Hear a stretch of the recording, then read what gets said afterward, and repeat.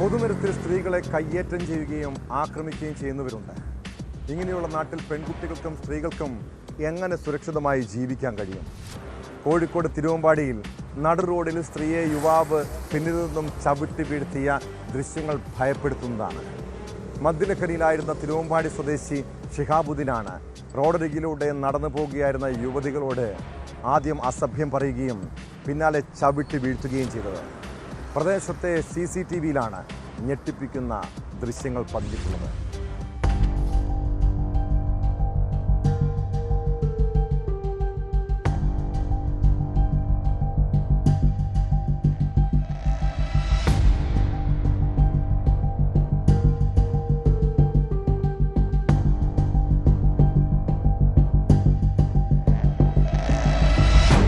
തിരുവമ്പാടി കൂടരഞ്ഞി റോഡിലെ ബെവ്ക ഔട്ട്ലെറ്റിന് മുൻപിലെ റോഡിൽ ശനിയാഴ്ച വൈകിട്ട് 4 മണിയോടെയായിരുന്നു അതിക്രമം.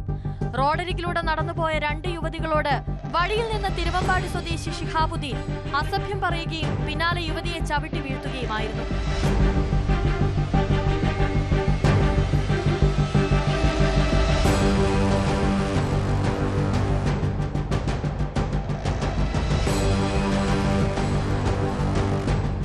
ചവിട്ടേറ്റ് നിലത്ത് വീണ യുവതിയോട് വീണ്ടും യുവാവ് ആക്രോശിച്ചടുക്കുന്നതും ദൃശ്യങ്ങളിൽ കാണാം.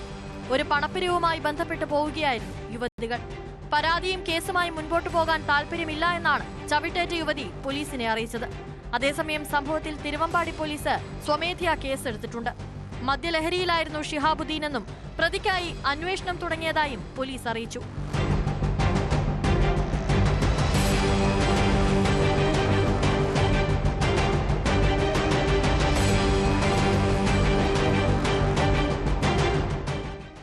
ന്യൂസ് 18 മുക്കം.